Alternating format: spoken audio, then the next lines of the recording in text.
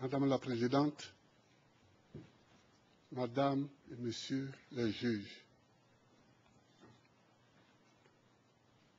j'ai suivi ces débats. J'ai entendu beaucoup de choses.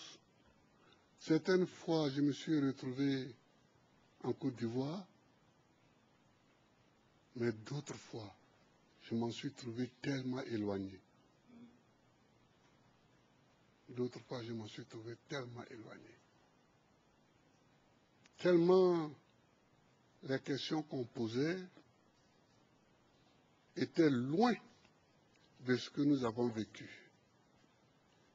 Et je me suis dit, pourquoi dans la justice moderne y a-t-il des camps retranchés? Parce que sur beaucoup de questions, aussi bien l'accusation que la représentante des victimes, que vous-même, vous aurez pu m'appeler, j'aurais pu donner des informations, ne serait-ce que des informations que vous aurez pu vérifier après, mais pour fluidifier le raisonnement. J'aurais pu dire beaucoup de choses sur des petites questions. Par exemple, quand on dit il a signé un papier pour déployer l'armée, jamais. J'ai signé un décret pour que tous les FDS soient mobilisés. Mais c'est une pratique qui date de 1961, qui date de l'époque où l'armée a été créée.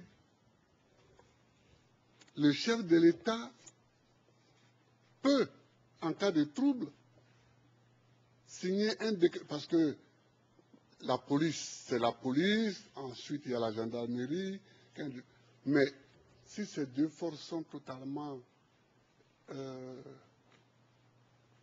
submergées, elles peuvent appeler l'armée en renfort. Et donc, pour ça, le président de la République signe un décret qu'il donne aux différents chefs. C'est à eux d'utiliser l'armée ou de ne pas l'utiliser. Ça dépend de ce qu'ils pensent de la situation. Donc, c'est des choses pratiques comme ça et petites qu'on aurait pu expliquer quand le chef de FDS est venu me dire « Ah, la situation à Bobo, il y a les soldats d'IB, je pense que c'est eux le commando invisible, donc on ne sait pas comment ça va aller. » J'ai dit « Qu'est-ce qu'on fait ?» Il dit « Bon, signez toujours un décret et puis on va garder ça et si on n'en a pas besoin, on n'en a pas besoin, mais si on en a besoin. » Donc, il y a plein de choses comme ça. Et puis, il ne faut pas me donner des parents que je n'ai pas. Je crois qu'on veut faire comme souvent en Afrique, comme en Europe, vous dites les Africains, c'est comme ça, ils gouvernent. Je ne gouverne pas avec ma famille. Moi, je suis chef de l'État, président de la République. Ma femme, elle est députée. Et Kade n'est pas mon neveu. Le mot neveu est un mot français. J'ai des neveux ici qui sont dans cette salle. Mais Kade n'est pas mon neveu. Il a été ministre de la Défense, ministre délégué à la Défense. Et il était mon conseiller. Je ne gouverne pas avec ma famille. Peut-être que ça se fait comme ça ailleurs en Afrique, mais pas en Côte d'Ivoire, au temps de Gbagbo. Ça veut dire, il y a des petites choses comme ça qu'on aurait pu éviter, ça alourdit pour rien l'atmosphère, et ça nous empêche d'aller immédiatement au fond du problème. Madame la Présidente, toute ma vie, et ça se sait non seulement en Côte d'Ivoire, mais dans toute l'Afrique et dans toute la France politique, j'ai lutté pour la démocratie. J'ai demandé à mes avocats la semaine dernière, je leur ai dit que je voulais vous envoyer, vous amener tous les livres que j'ai écrits sur mon parcours. Ils ont dit que c'est trop tard pour introduire ces livres-là. Mais quand on aura tout fini, quel que soit le résultat, quel que soit ce que vous déciderez, j'enverrai un lot des livres de Gbagbo au bureau du procureur. Je vous enverrai un livre des livres de Gbagbo parce que, en fait, c'est ça, l'homme. Il marche, mais il laisse des traces sur le chemin qu'il parcourt. Comme ça, on peut le retrouver. J'ai lutté pour la démocratie et c'était au moment où nous ne savions même pas si le mur de Berlin allait s'écrouler. Nous ne savions pas ça. Donc on luttait avec un courage. Mais on était convaincus que nous-mêmes, on n'allait pas voir la démocratie triompher. Mais le mur de Berlin s'est écroulé et nous a aidés à gagner la victoire du multipartisme et de la démocratie. Alors, c'est pourquoi je voudrais simplement dire, et je ne vais pas aller plus loin, je voudrais seulement dire que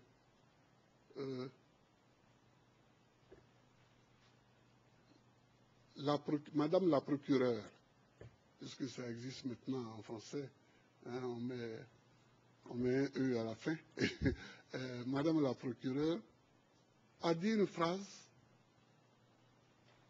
qui m'a un peu choqué, en disant que nous ne sommes pas là pour voir qui a gagné les élections et qui ne les a pas gagnées. Mais on ne peut pas parler, on ne peut pas débattre de la crise post-électorale et ne pas savoir comment les élections se sont passées. Qui a gagné les élections? Parce que c'est celui qui ne les a pas gagnées qui a semé les troubles. Je crois que c'est ça la logique. Donc, la question est là. Qui a gagné les élections? Et donc, quand j'ai demandé qu'on recompte les voix, ce n'était pas une phrase en l'air. Vous avez vu vous-même les documents dont dispose l'accusation et sur lesquels les voix des électeurs sont répertoriées. On a vu que dans la seule ville de Bouaké, on a ajouté 100 000 voix à mon adversaire. Donc, madame, c'est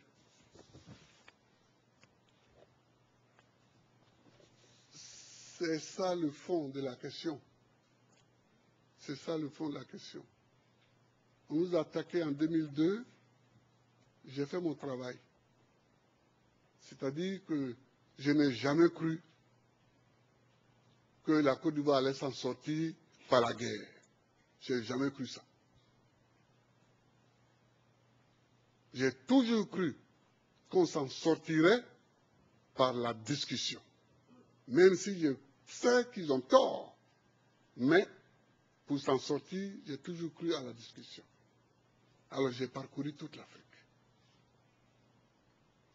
On a fait les négociations de Lomé. Ils ont fait les négociations de Marcoussis et de Kléber, mais ça, je laisse ça de côté parce que c'est... nous avons fait les négociations de Accra 1, Accra 2, Accra 3, sous la présidence de John Kufuor. Nous avons fait les négociations à partir de juin 2005 de Pretoria 1 et de Pretoria 2 sous la présidence de Thabo Mbeki. Nous avons tout fait. Nous avons tout fait.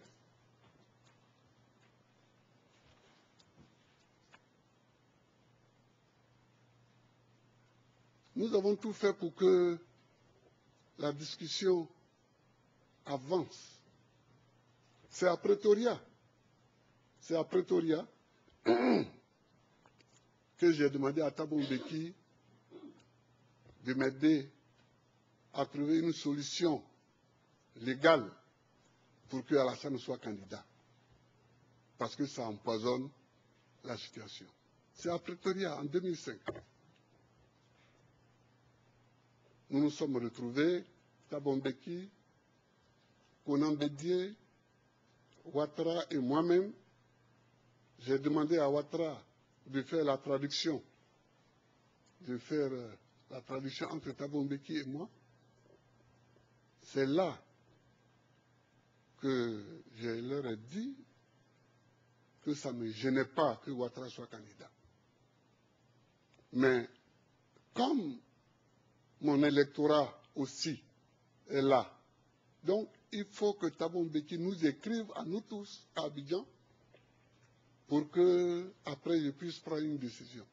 Je n'aime pas l'article 48 de la Constitution. C'est comme l'article 16 de la Constitution française. Ça donne énormément de pouvoir. Mais ce jour-là, j'ai pris l'article 48 de la Constitution et j'ai permis à Ouattara et à Bédié, d'être candidats. Donc, madame, voilà ce que je voulais vous dire. Voilà ce que je voulais vous dire. Nos pays, nos États,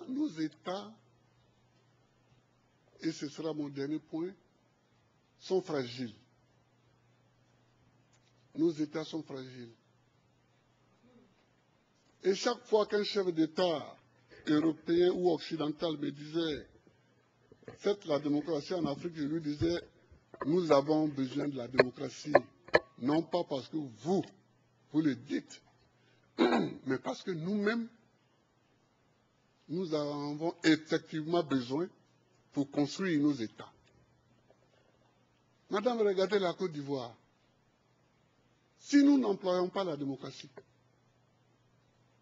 comment nous allons choisir le chef de l'État? Il y a à l'est, adossé à la frontière ghanéenne, les Akans, qui ont un mode à eux pour choisir les chefs de village ou de canton ou leur roi. Nous avons à l'ouest un pouvoir éparpillé. Nous avons au nord les Malinqués islamisés qui se regroupent autour des mosquées et à côté d'eux les Senoufos qui se retrouvent dans les bois sacrés. Quel mode électoral allons-nous prendre? Donc la démocratie nous aide parce que elle fait tabula rasa de tout cela et elle donne à chaque individu considéré comme citoyen une voix. C'est pourquoi je me suis engagé dans la lutte pour la démocratie. Et puis nous, qui venons de familles très modestes, s'il n'y a pas la démocratie, jamais on n'aurait de postes élevés. Moi, les gens avec qui j'ai été à l'école, quand j'ai été élu président, ils n'étaient pas étonnés parce qu'ils savaient mon engagement. Mais ils sont venus me saluer pour saluer mon courage. Parce que je n'étais pas le plus aidé. Je n'étais pas le plus intelligent, je n'étais pas le plus riche, je n'étais pas... Donc nous avons besoin de la démocratie, madame. Mais la démocratie, ce n'est pas seulement le vote. C'est qui dit le vote. Qui dit le résultat du vote. C'est ça aussi la démocratie. Quand on s'en va prendre une nuit, le président du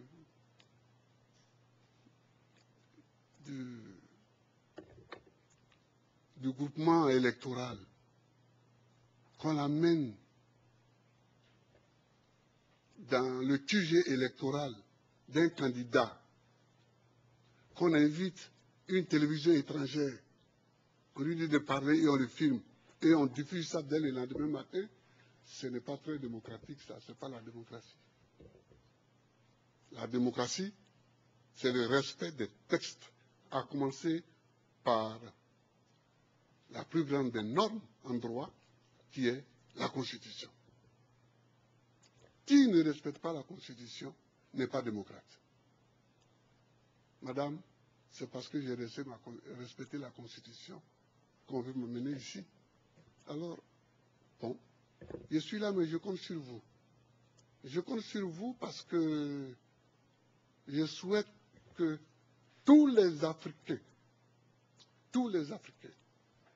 qui me soutiennent et qui sont tout le temps ici devant la cour, devant la prison, qui sont dans leur pays en train de manifester, en train de marcher, tous ces Africains-là, qu'ils comprennent que le salut pour les États africains, c'est le respect des constitutions que nous nous donnons et des lois qui en découlent.